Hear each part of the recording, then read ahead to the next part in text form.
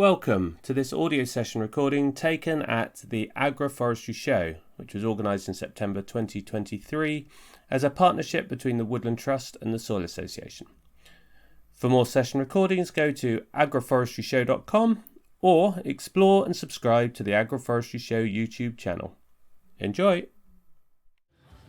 Hello, thank you for coming to the last session of the day. There is a kind of final speech in the Sainsbury's tent at 4:30. Not much time between the sessions, so we'll try and be as to time as we can be. I hope you've cooled down a bit. So this session is all about making the best use of nutrients, using the benefits of trees for reducing reliance on inputs, possibly fertilizers or pesticides, knowing that nutrients are often concentrated in the leaves of plants, but also we will be talking about bark as well in willow. So this is a session which is joint between Eco Dovey on the left with Chloe Ward. And Chloe actually did her PhD on the topic of perennial green manures, which is what will be discussed today. As well as that, we have Joey Hughes, who is part of, I'm really going to say this badly, Merhed Bertlan.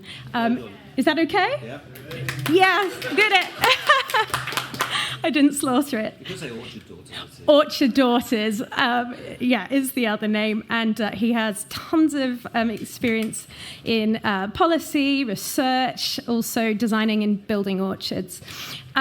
So Joey will start the conversation, then we'll move on to flow talking, also some questions and answers.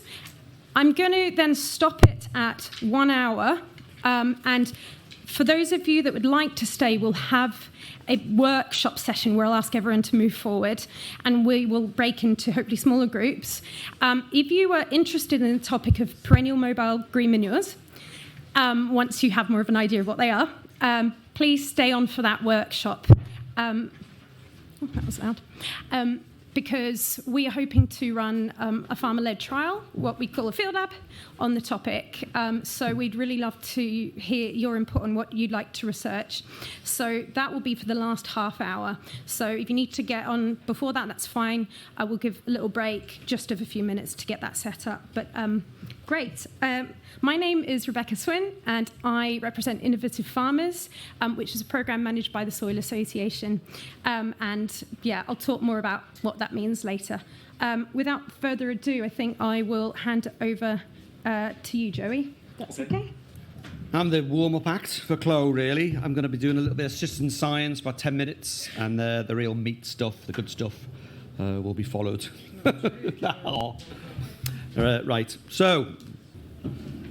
Right.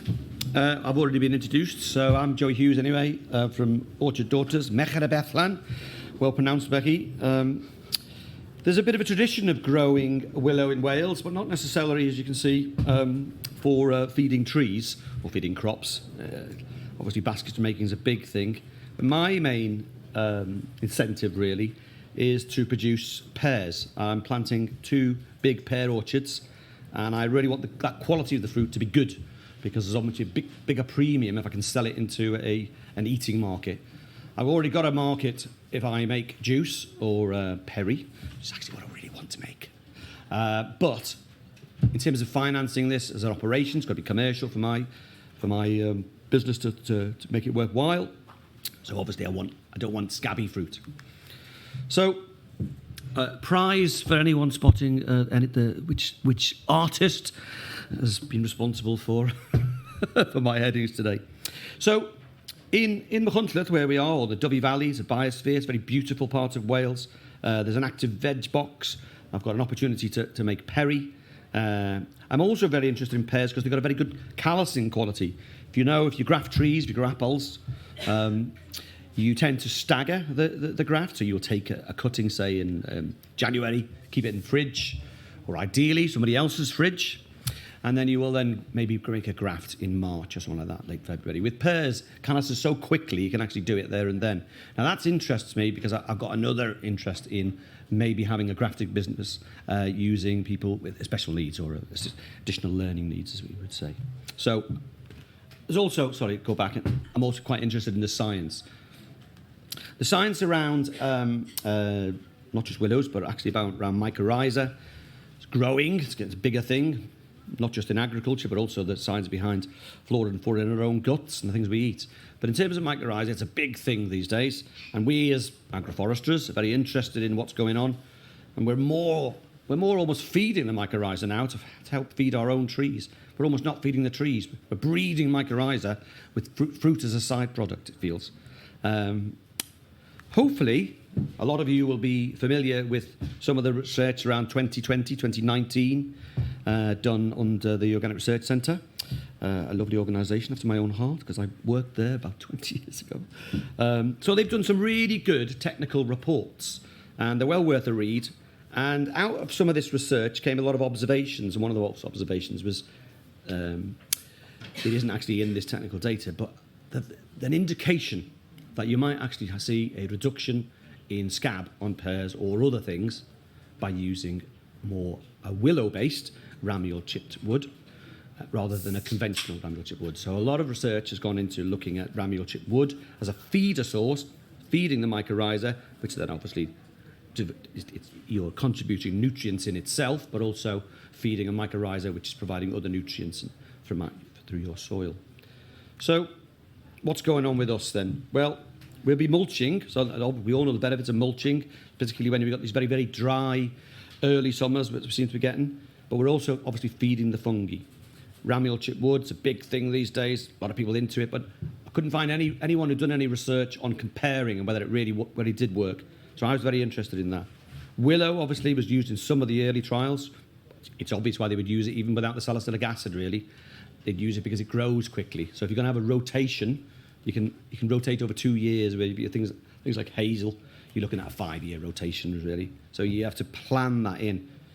It's a fast grower, obviously. It's also quite pretty, and that's not to be dismissed because obviously you've got to be thinking about all your markets. So there's a potential market for cut flowers as well. But the willow, our native willows have got reasonably lower level of salicylic acid, but there are some. The European violet willow, Daphnoides, particularly high. Some fluffy pictures of willow there to keep you entertained. Some of the work that's been done on looking at how much salicylic acid, of course, is demonstrated here. This is Bartlett, who've done the work.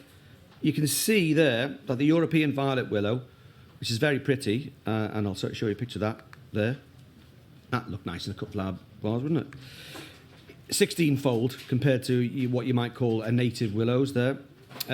But it's not particularly alien, is it? Because it's the European violet willow. So we'll be growing some of that. The only issue with Daphnoides is it's not quite as quick as some of the others. So we will, and most people who do grow willow, regardless of doing this experiment, will be also growing things like Viminalis as well. Because Viminalis just grows so quickly, if you're trying to bulk out your mulch, you probably wouldn't have enough if you were just growing Daphnoides. So you need to bulk it out. But of course, yeah, it's another pretty element to it as well. So, what varieties have we gone for? Well, we're growing, it's quite a big undertaking really. We're growing 50 trees in this experiment, 25 different varieties. So 25 on one side, 25 on the other. So we can get a good look at them all. You can see some of the varieties. We've obviously gone for some classics, everything from Black Worcester, some cheeky ones like the Humbug, the striped one, and obviously, Invincible, all those. But we're also sticking some really interesting varieties that we like because we like to make perry as well on the side. So we've got things like Chapman's Orange there, Coppy, which is quite rare, little Trotthopper. So these are traditionally Welsh ones. And that with that is Snowdon Queen, for those of you who don't speak Cymraeg. And Penrhyn, which is the pear that was found by a good friend of mine, Ian, at Penrhyn Castle. So some really interesting varieties there. I won't mention the red flesh blood beetroot pears, but I like them as well. I've got a bit of an obsession with things that are red on the inside as well. I grow a lot of apples like that. So, in terms of getting it on, what have we done? We've got these 2 mirror orchards. Obviously a lot of variables. I'm not particularly worried about I came up with a massive list of potential variables, so I decided to not worry about them. I was really, it's a comparative study, really, isn't it? A bit of citizen science for us as a consultancy as well, because we often supply trees to our consultants, to our clients. So here's the site in the beautiful Dovey Valley. Looks a bit rough and ready there, doesn't it? But it's a lovely slope. South facing, good soil. It did have some previous trees were there, were a bit of ash dieback and sycamore. We've got a farming neighbour up the road who makes it, thankfully, he also makes an award-winning gin, Dovey Distillery. But he also has a lot of hedges full of willow. So he's supplying a lot of the willow for the area. So it'll be native willow for the first year or so, while our own willow gets established. But this is the site that we're growing it on. So, making that point earlier, it's a natural experiment. We're going to be observational studies, assessing the outcome and the impacts, interventions, looking at, effectively, it's a divergence of practice, isn't it? Because we're doing one thing on one thing on another. One side's getting the regular chipped ramie wool. We've got a chipper specifically for that. One side's getting very, very high willows content as well, but the same sort of volumes, and obviously looking at it through time. But at the beginning, in terms of timelines, the trees are in, they've been mulched, but obviously we're not going to be observing much until the years to come. But obviously we've got a bit of control to see how we get on. This is the kind of really results I'll be looking at, really, in terms of, not obviously this particular pair, but we'll be looking at observations. We'll probably make a sort of chart so we can grade it, so we can then put it in a spreadsheet. I don't think we'll get anything as fancy as, these are made-up charts, obviously, because we haven't done anything. But we won't have anything like this, but it'd be nice if we could get close to it. So partly it's about a bit of output on the science, telling us, is it really working? Is it working a lot or just a little bit? Could I have tweaked it? And obviously we're using the very high, can't say it's hot, isn't it? Salicylic acid willows to really show that change. The real outputs for us, of course, are pears. We actually want to eat those pears, and if they're good enough quality, I can sell them into the local market. And there's a ready Mac Veg box scheme, so that'll be they fetch a premium. But obviously our other output, apart from the sciences, also we're going to be making drinks. But the more clean, good fruit we can get, the better. Pears are quite challenging anyway in Wales because of our climatic conditions. But we'll be seeing how they go. There's no one growing them locally as well. It's another advantage. But also there's the cut flower element as well, which is quite nice. Just a little aside before we finish. We are also growing them on a Pyre dwarf rootstock. Now that's a bit big for some of you probably. You're looking at an 18-foot tree. But we've gone for that because on our travels around the UK, we're seeing more and more fire blight, which is a worry. Obviously, we associate that with the US, and we don't really have those rootstocks. But the Pyre dwarf offers a little bit of resistance. It's not bomb-proof, but it does offer some. I'd be reluctant to be planting any pears that went on that at the moment. So your traditional Queen's varieties, I wouldn't be doing that now. And that's all. And I hope it was a nice prep for the real meat, although you're denying it from close. Next presentation. Diolch yn fawr iawn. Thank you very much.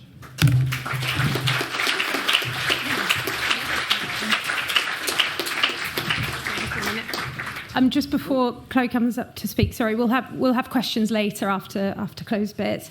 I just wanted to flag two things in case you run off at 4. The first thing is that we've got on every second seat we've got a survey which relates to what we're going to be talking about next. If you'd like to fill that in, if you're a grower or a land manager, it might be quite useful if you're interested in perennial manures, green manures. So have a look at that. Ideally, fill it in before you leave. But if not, you can get in touch with us. Secondly, and it's a bit cheeky, but we also have another field lab, also about willow, which is feeding willow to lambs. And that's looking at whether or not that helps to reduce cobalt deficiency in lambs. I've got some info on that. We've got a meeting next week on Wednesday. I'm sorry to have done that, but if you happen to be interested in that, please take a leaflet on your way out. I'll leave them with Laura. Great. Right, on to you, Chloe. Thank you. Some of my slides are a little bit word heavy. I didn't quite realise that the room would be quite big compared to the screen. So I will try and explain what's on the slides as I go along. So my key aim in this talk is to try to explain properly what this system is and try to then later get feedback from all of you on whether you think it's a good idea and whether you think we should try to make this work.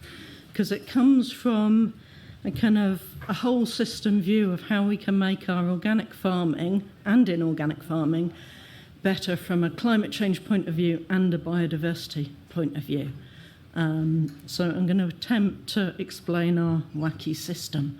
So, perennial green manures. So I thought first I'll tell you what it is, and then I'll tell you why.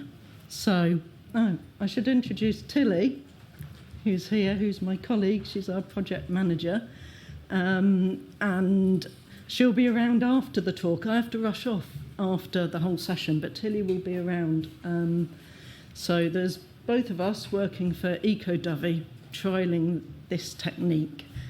And so we think that in an organic system, instead of having your cropping area down to vegetables and then clovers or vetches or something in rotation, then it would be beneficial and possible, we hope, to put some of that land down to permanent plantings of trees and shrubs and grow our nitrogen on trees.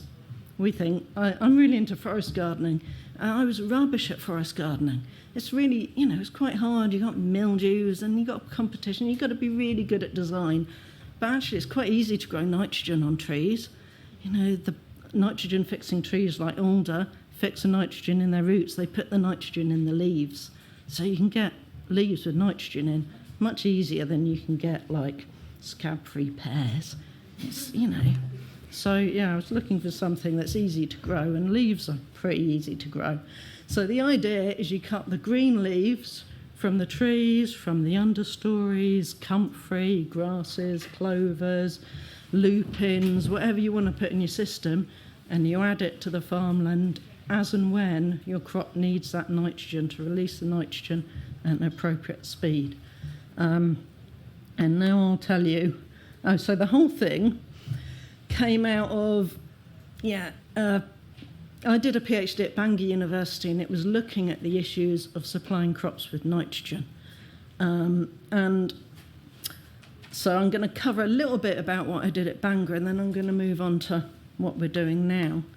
But this is our pro and con nitrogen table. Can you read that at the back? I'll go through it. So I feel a bit naughty putting this slide up because it's not an absolute total endorsement of organics. But I've been promoting green manure use as a display gardener for Garden Organic and other organisations, Centre for Alternative Technology, for many years. And then I started to get these little inklings, some things that we could do better with how we supply our nitrogen. So the top two rows, the first row compares the biologically fixed nitrogen with the industrially fixed nitrogen, and of course industrial nitrogen fixing produces greenhouse gases in its production, so there's a carbon cost. So that's an unhappy face for the Haber-Bosch nitrogen. The organic nitrogen, of course, is carbon neutral in its production. Then the second row explains that organic nitrogen is, of course, adding that organic matter to the soil, which the mineral nitrogen doesn't. But then we come on to the next issue, is that if you're growing all your clover in situ in your cropland, and then you're incorporating it all to fertilise the next crop, you're incorporating a lot of nitrogen-rich material all at once. And so some growers, more innovative growers, more experimental growers, they do cut and carry green manure. So they might top that and take some away, or they might grow their clover in a separate field and add it as and when the crop needs the nitrogen. Because with mineral nitrogen, if an inorganic farmer is quite well behaved, they'll add it in, throughout the season, so you're not going to get a large build-up of nitrate. But with increasingly unpredictable climate, you dig in a load of lush green leaves. That doesn't really happen in ecosystems, so they can rot. Well, they will rot. We want them to rot, and if it's hot and it's wet, you can get leaching of nitrate and nitrous oxide emissions, just like with inorganic nitrogen. And we need to be more efficient with our nitrogen. So it'd be really nice to talk about nitrogen more in organics, I think. And then the last row is all about the efficiency of using the land. So actually, I'll come on to the next slide, because then I put a few stats in here, because I always think it's good to get back to the very kind of basis of what we're doing and why we're doing it, and remembering what we want to change about agriculture and what effect we want to have. So, one of our main aims, I'm sure people who come to this conference, is that we want to reduce our greenhouse gas emissions from agriculture. And obviously the methane's the biggie, and there's debate about what to do about that. So in the pink is all the, the climate impact of agriculture. The pie chart is the contributions of different greenhouse gases in agriculture. So the pink is the methane, but we're not looking at that. We're looking at the orange bit, which is the nitrous oxide from soil. So in the UK, agricultural greenhouse gases. So, and it's still a biggie. It's still, I think it's 4% of total UK greenhouse gases, which will become a bigger percent as we decarbonise other sections. And of course, we can produce nitrous oxide in organic systems as well as in inorganic systems. And then onto the land use bit, that last row in that column. So these are million hectare squares of the UK. So obviously most of it is grazing land, most of it's pink. And the green stuff at the top is various forms of forest, which we need to increase. We need to increase the number of green squares massively. And then the orange squares, 2.5 orange squares is the food that we grow for ourselves. 2.5 yellow squares is the food that we grow to feed the animals. So those 5 squares, we still need to grow crops. Whatever we do, we've got to grow crops, and we need to expand the amount of woodland. So if we were to grow that 5 squares, all providing it with clovers, like even the most nutrient-wise organic growers, they still put their land down to clover like half the time. Even if they're using lots of ramial wood and really clever systems, they've still got to build up the nitrogen in the soil. So they're doing these rotations, and half the land's going to grow clover at any one point. And those areas do have massive wildlife benefits, and they should be rightly proud of their lays. But we're wondering if we can increase the value of that land by having more perennials in the system. So it's making sense so far? Yeah? So there's those 2 issues. We want to be more efficient with our nitrogen. We want to get more trees into the landscape. So this is my kind of naive picture of a landscape, agricultural landscape. And I've put inorganic on the left and organic on the right. So we've got a fictional inorganic field there, fertilised with Haber-Bosch mineral nitrogen. And then we've got a fictional organic field on the right, which has got the clovers in rotation. And this is what would happen, we hope, this is how you could design it, if you fertilise those crops with perennial green manures instead. So the inorganic farm might plant up some of the hillside with nitrogen-fixing trees, shrubs, perennials, and nitrogen lifters in there as well. Take the green matter from there, add it to the cropland. I mean, that's easier said than done, but this is the kind of things we want to work on. And then there's an advantage of not buying in any fertiliser, and you've got some more trees. On the right, so what we've done there is we've decreased the size of the arable field, and we've added in a big buffer zone down by the river, and we've made that permanent. So that land is permanent, so it's sequestering more carbon into the soil and doesn't need to be dug. And then you do the same thing, and you add the nitrogen as and when you need it to the cropland. How far am I through with time now? You're absolutely fine. You've got Great. 15 minutes. Oh, brilliant. Yeah. Right. I put this in because lots of people say to me at this point, why don't we feed it to the animals? Or why can't we just, use manure. And on a small scale, obviously manure, most organic growers I know use manure, and they get it as, in my area it's pretty much a waste product. They'll get it from the donkey sanctuary or something. People aren't using that manure. But if we were talking about really scaling up and providing our nitrogen in a sustainable way, that manure needs to stay in the area where it's produced to keep, the nitrogen in the system in the animal farms. Because if they're exporting their nitrogen, they've got to buy it in from somewhere. So here I've put, and it's the same with green waste or anything else. You have to follow the nitrogen back to see where it came from. So here, if you're using manure from pasture-fed animals, maybe you've been in a barn for a bit or something, you've collected the manure, and the farm's exporting it, that if the pasture's fed with Haber-Bosch nitrogen, there's that carbon cost way back in the cycle. If it's fed with biologically fixed nitrogen, then that's extra land use, because the clover needs the area, just like solar panels, to gather the sunlight energy to fix the nitrogen. So it's an extra land use, there's a ghost footprint somewhere. And then if it's crop fed, it's the same thing. If the animals are eating crops, then they might be, if they're inorganic fodder crops, and that could be Haber-Bosch nitrogen again. If they're organic fodder crops, then it's the extra land area for the growing. And if they've been fed with imported food, then you're importing your nitrogen. So if you follow all the way back, think about where your nitrogen's going to come from, and where our kind of ghost footprints are elsewhere. Is that still making sense? Good, thank you.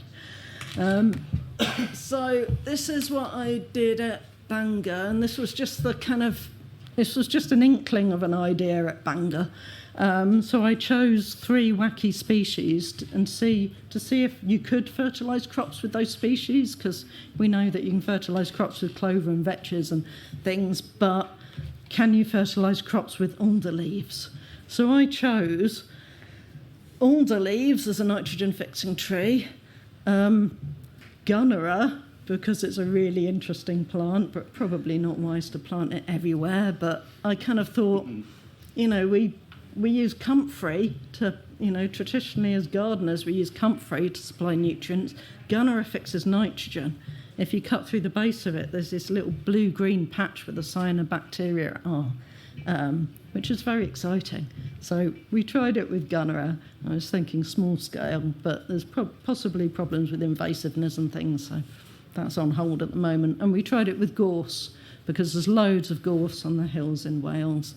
And so what we did is we collected the leaves from these plants, we measured the nitrogen content, we chopped them up, we added them to soil, we grew a crop.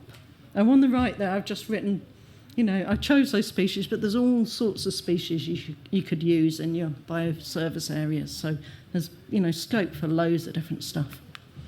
So I'm going to very briefly tell you about this. There is a load of data about this. I've only written 1 paper. There's more data that I couldn't face writing up, but I can supply any numbers that anyone wants it. But so I did a pot trial over a whole year in conditions that were ideal for producing nitrous oxide and making crops grow fast.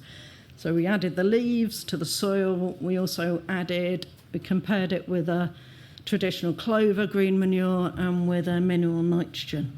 And we measured the crop growth, and we measured the nitrous oxide emissions, and we measured the nitrate. And so what we found is that those 3 plants, the Gunnera, the gorse and the alder, they did fertilise the crop pretty well. Actually, Gunnera did better than clover did, but it was slower. It was a more sustained release of nitrogen over the year. The perennial green manures produced much, because of the slower release, the level of nitrate in the soil was really low, whereas from clover and from mineral nitrogen, it was pretty high. So in warm, wet conditions, there would have been a nitrate leaching risk. And there were very low nitrous oxide emissions from the alder and the Gunnera, which was great. Clover had an emission factor of 5%, which was pretty scary. That's a very high nitrous oxide emission. But I'm not saying that that's what happens every time you use clover to fertilise your crops, because this was in really warm, wet conditions. You know, I wanted to see some nice differences in my results. But with really hot, wet weather, that could happen. You know, we do need to watch out how we manage our nitrogen. It's a sort of indication of something to think about more in the future. So that's a sort of, gorse didn't work so well because there was an allelopathic effect, so some chemical in gorse probably stopping the crop growing, which is a shame. So the gorse is kind of preventing competitors probably in that way in its natural growth. So gorse, unless it's composted or treated differently, probably won't work in this system, but we don't know yet. And then in the field experiment, that was over 2 years, so we got more long-term results, more realistic results, but not as exciting results because the growing seasons were quite short. It was very dry, so all the nitrous oxide was quite minimal. The main things we learned is that, well, it confirmed the nitrogen sort of release rates from the pot trial, because the pot trial is very artificial, but we did find the same kind of patterns in the field. And we also found that, it was short growing season, so we didn't get a very good crop response from the perennial green manures during the season. But in the second year of adding it twice in a row, we started to get a much bigger effect than in the first year. So it might be that there's, they call it a home field advantage. It might be that the microflora in the soil are adapting to having that nutrient input and are decomposing it quicker in the second year because they're used, they've adapted to having that type of leaf added to the soil. So it'd be lovely to do this over 5-10 years and see what happens long term. So that was my PhD at Bangor, and now I'm coming on to the project we're doing with Eco-Dovey. So we're in the Dovey Valley in mid Wales, sort of Machynlleth near Aberystwyth, and this is this is an experiment involving real growers. So it's less scientific. It's more about how the growers find the technique, whether they like the technique, whether they think it can work well in their own setups. So what we've done is, we went out in the first summer and collected a load of leaves, because the trouble with this is that it's designed for a setup that doesn't exist yet. We haven't got those biosource areas of the nitrogen-producing plants, set up in that way. So we go out wherever we can, get permission from landowners, collected a load of alder leaves. We started also using clover as a cut-and-carry green manures in with it, but adding controlled amounts. So you could have a system where you've got clover and alder and willows and other things all growing in the bioservice area, and you cut it and add it as you need it. So we've been using comfrey, clover, willow, all sorts of things. We got most of the perennial green manures we just dried and saved for the next spring, but some of them we got pelleted. Tilly's got some. It's quite exciting. So we've got pellets made out of alder leaves. Whether that would work out greenhouse gas-wise in terms of the processing carbon costs, I don't know. But it's a great gimmick. They look beautiful and they smell nice. And you could use them in, agricultural machinery in the same way that you add fertiliser, if it was possible to do that. So we got these materials. We recruited some growers to try it, and then the last stage of the trial this winter will be the growers plant their own bioservice areas to grow their own perennial green manures and then use as and when needed in the future. So we've got a couple of potato growers, a courgette grower, beetroot grower, a couple of kale growers, and one person doing wheat. And we tended to use a mix of a fast release green manure and a slower one. So we'd give it maybe 50 kilogram per hectare nitrogen in clover to give it a start off, and then 100 or 150 in alder to see it through the season. We also used willow and comfrey, and the growers kind of they told us what they thought their crops would need and when, and we tried to match the perennial green manures to the crop needs. So these are ongoing at the moment, and we're comparing it to what they would normally use. So we just get them to do a control plot, one with the perennial green manures and one with whatever they'd normally use, whether that's like horse muck or compost or whatever. But we analyse their own material to see what they're putting on, which was also interesting. So the results are just kind of trickling in, but one of the main things we've noticed is that, so we were quite restrained in how much nitrogen we added within the perennial green manures because, the whole of Wales is a nitrate vulnerable zone, so you're not supposed to add more than 250 kilogram per hectare. So, even though they're slow release materials, and there'd be an argument for being able to add more, it was unclear to me whether it's actually legal or not. So we've stuck with, fairly low amount of nitrogen considering it's low release, but then we measured how much nitrogen other people were putting on by judgment in their own horse manure and compost and things, and it was up to 800 kilogram per hectare equivalent. I mean, these are really small pots. They're just like, a few metres squares. It's small horticulturalists. But of course you can't, when you're adding your horse muck, you don't know how much nitrogen is in it. And generally, most growers know that if they pile on the muck, they get a good yield. But this does fit in with stuff that people like Ian Tolhurst are saying about soil obesity, and everyone's starting to add a bit too much now, and then other nutrients getting out of balance. So I think that's a really interesting thing. And we could look at, we focused on nitrogen, but we could look at other nutrient contents of different types of leaves and maybe mix and match. If someone's got a magnesium deficiency or something like that, add the appropriate thing. So we found lots of nitrogens going on. We found, this might be a freak, weird result, but on a crop of beetroot, we found that willow leaves seem to get a really good growth response. We don't know why that is, or there were only 2 reps, so maybe it's a coincidence, but it's something we'd like to follow up. And then the only other result in so far is the bottom graph shows that, the alder clover mix did make a difference compared to the control, but not as much as 800 kilogram per hectare of horse muck.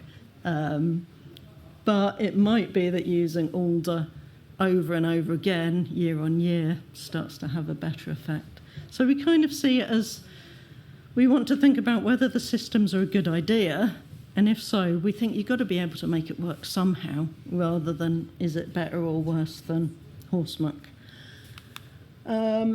So we're getting on to other things there's all sorts of things we would need to solve to make the system work, like the nitrogen's in the leaves, not the stems. So like if you're using ramial wood or however you say it, that's much more about soil health and creating fungal networks. But in our system, we want the higher nitrogen stuff to give that nitrogen boost. So we're cutting the branches off in summer, and we need to get an efficient way of separating the green leaves from the branches, which is tricky at the moment. And then there's all sorts of other things we can look at, the potassium content, the magnesium content, those kind of advantages. It'd be great to do a really long-term trial. Soil carbon sequestration is a mysterious and difficult thing, because when you add organic matter to the soil, you might get priming, as in you can stimulate you can stimulate the life to, decompose old carbon in the soil. So it's a bit still, just with ramial wood, it's still mysterious what that's going to do. And we've commissioned a report about spread of tree diseases. So as with ramial wood, if you're moving loads of chippings from one area to another, there's increasing amounts of tree diseases. So we're kind of trying to take a cautious approach of just making sure we're not going to launch some method that spreads, Phytophthora alnii of the alder trees, all over Wales or something. So we're trying to be careful about all that kind of thing. But same kind of issues as in Ramiel Wood. Policy issues, there's all sorts of things to solve. A lot of tenant farmers aren't allowed to plant trees, all that kind of thing. And then thinking about all the different ways that it could work. So there's lots of different setups. We've got a bit fixated. I wasn't going to use the word fixated because it's... we've got obsessed with using alder tree leaves because it's, it ticks all the boxes. It's a nitrogen fixing tree. It grows in damp areas where you might not want to grow crops. But it might be better to it'd be great if it works, but it might be better to look more at a whole system approach and say, well, you could have alder trees mixed in with grasses and other things, and maybe use the alder for the Ramiel Wood if it's too difficult to make the alder work, and just take as long as the nitrogen fixes in the system, if we're moving the nitrogen as grass or comfrey or anything else, that should work. So there's various different ways you could do it. So you could have your bioservice areas. We like to call them bioservice areas because we think that our kind of idea is that every field should have a bioservice area for pest control, for shelter, for drainage, for everything, and to produce nitrogen and to sequester carbon. And so you might have them as strips, like move the leaves straight to the field. You might have them in your wet, boggy ground that you're not using for anything else. What else have I got? I've kind of covered this, haven't I?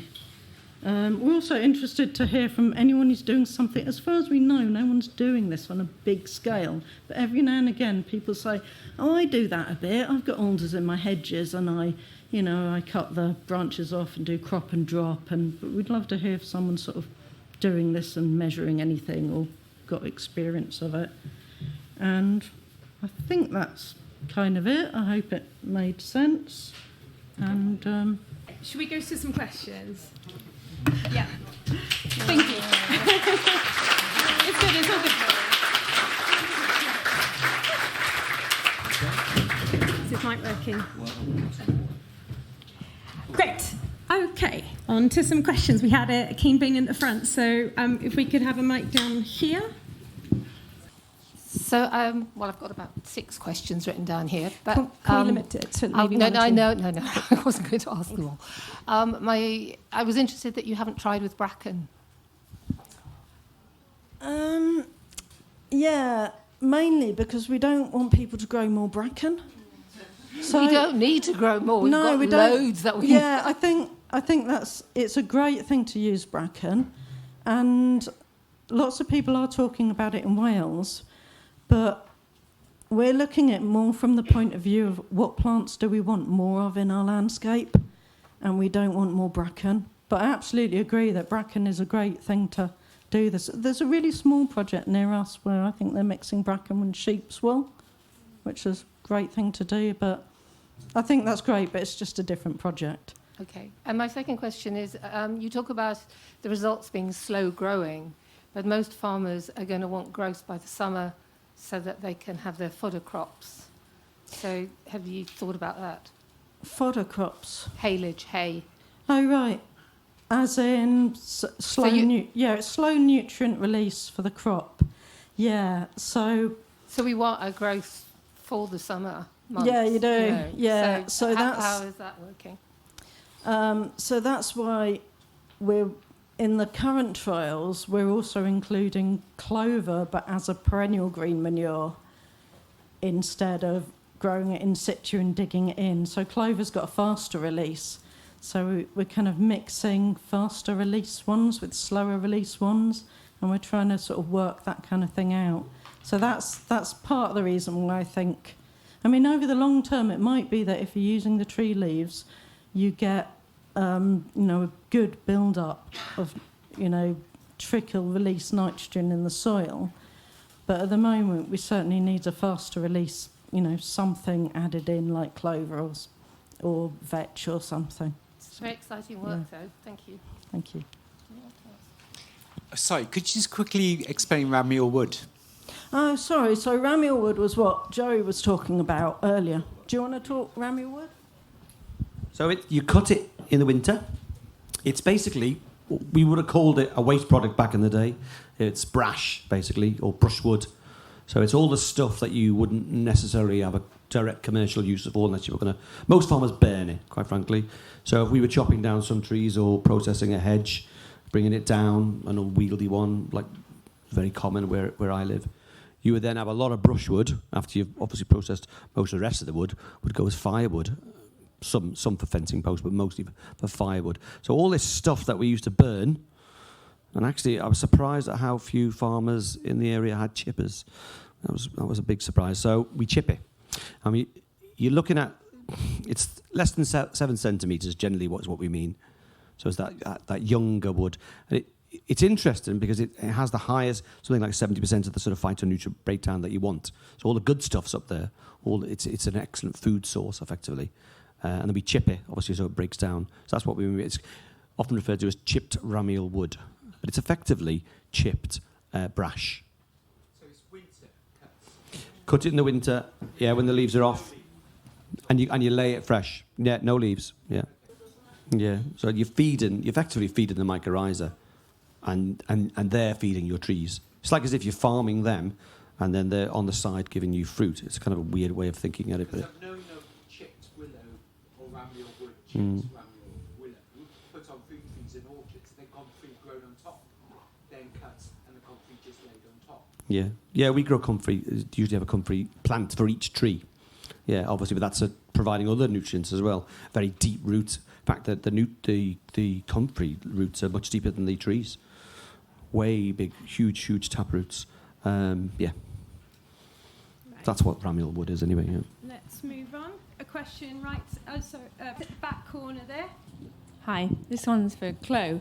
I just wondered, when you were talking about the nitrous oxide release, how much do you think that will be impacted by the health of your soil biology? Because my understanding is when you cut that green matter, that fresh green matter will be eaten and broken down by your soil microbes, and then that nitrogen is stored relatively safely in your organic matter, and that will cycle the nitrogen in your system. I really like this idea.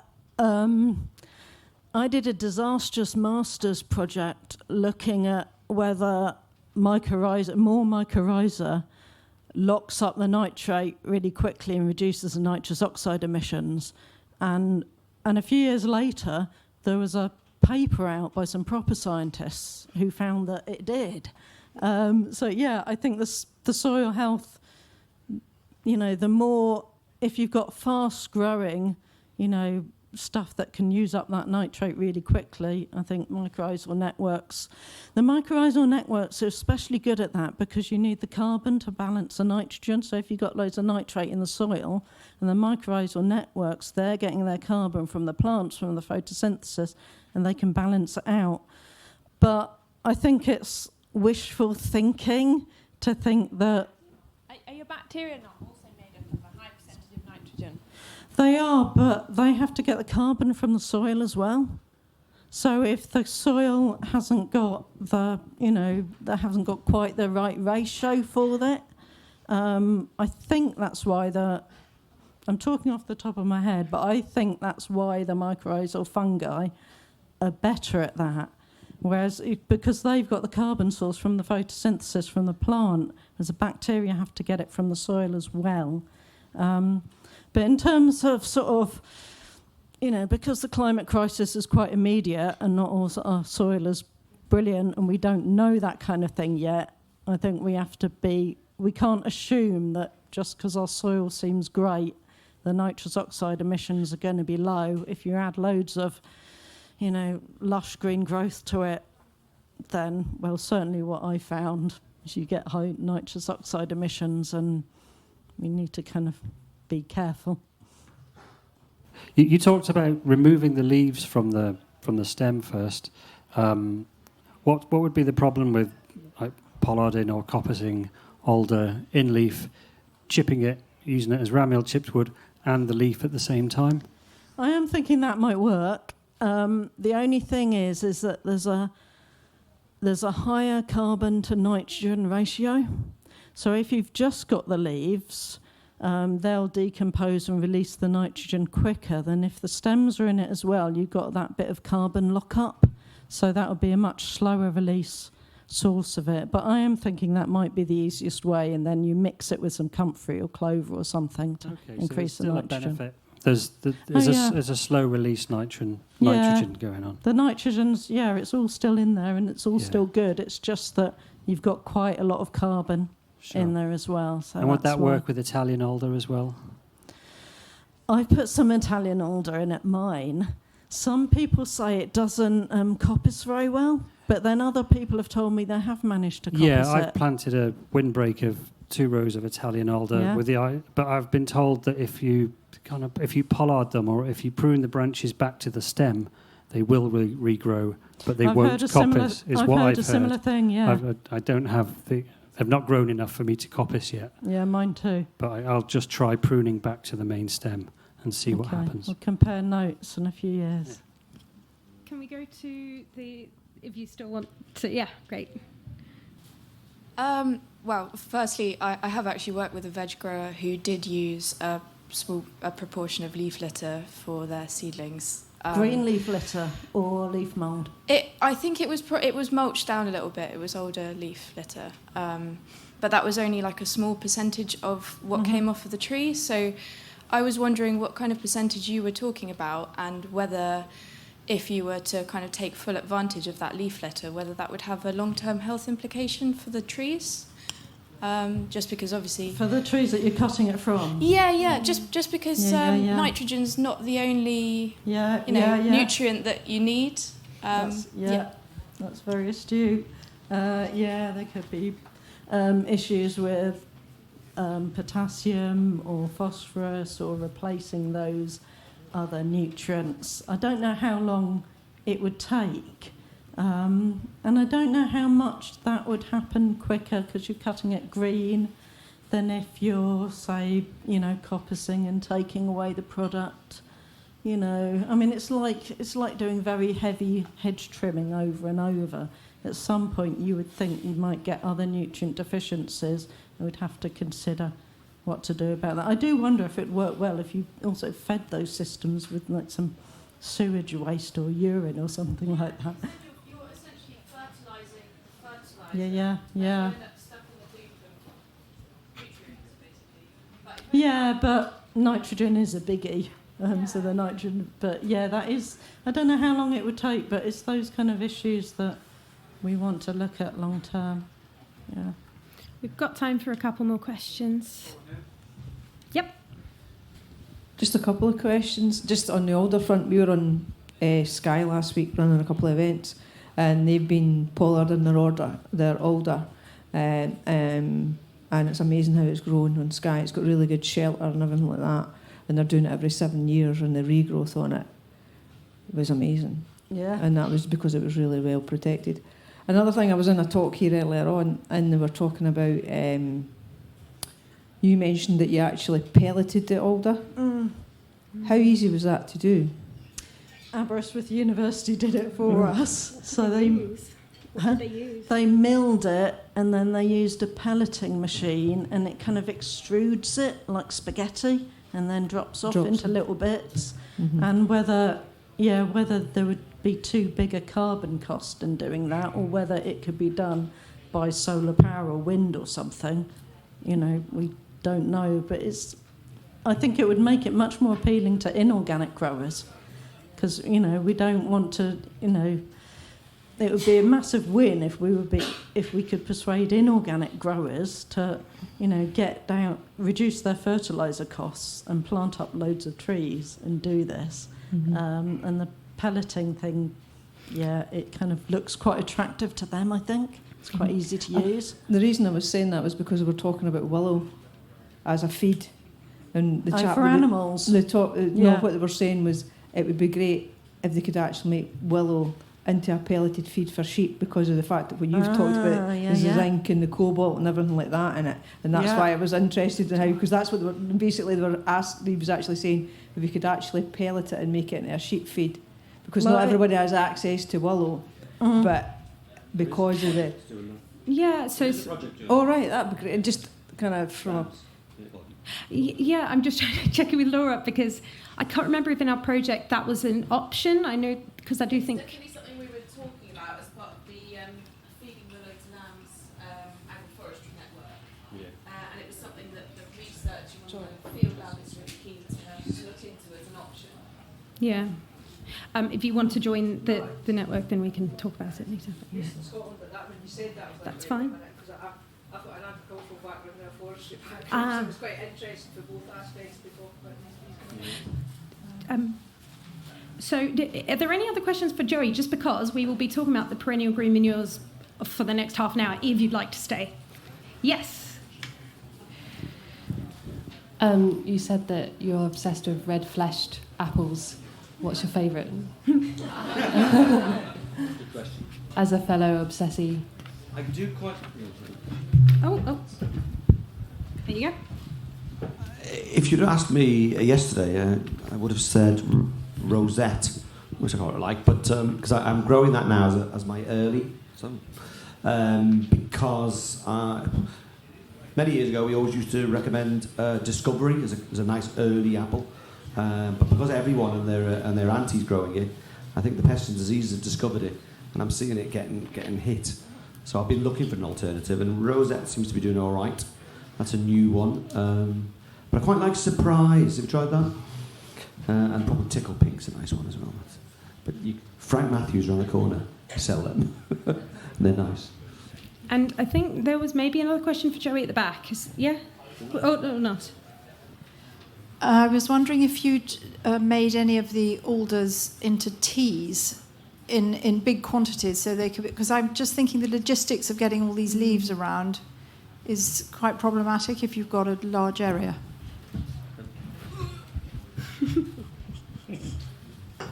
As in liquid feeds. No, I mean, one of the points that growers fed back is that because once we dried the alder leaves, and so then it's actually really light and easy to move around. So no. Whereas, teas, because of the water, would be, I'd imagine, heavier. Is that what you mean? Make it like a comfrey liquid, but with alder leaves? Yes, but you could maybe mix it with comfrey too, and just put it in an IBC and trundle it off that way. Oh, I see. Okay. You could. I would be a little bit worried about if you add something with a lot of liquid, then you're more likely to get nitrous oxide because nitrous oxide likes wet conditions. And we did find it pretty easy with the dried alder. So we haven't looked at that. But if there was advantages, or if it worked well as a foliar spray or something for other nutrients, we could look at it. I mean, what we've done now is just we've scraped the surface, So, but no, haven't yet. Great. I'm going to have to end the questions there for now. So I would like to thank both of our speakers. So, okay, well, if you could just give a round of applause to the speakers first. Thank you.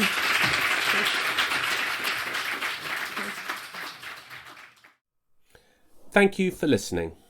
We'd like to thank our lead sponsor, Sainsbury's, and our other major sponsors, Farmers Weekly Transition, Forestry Commission, and Till Hill, and all the attendees for making this show such an overwhelming success. To get advice and support for your agroforestry project, either visit woodlandtrust.org.uk/plant or soilassociation.org/agroforestry.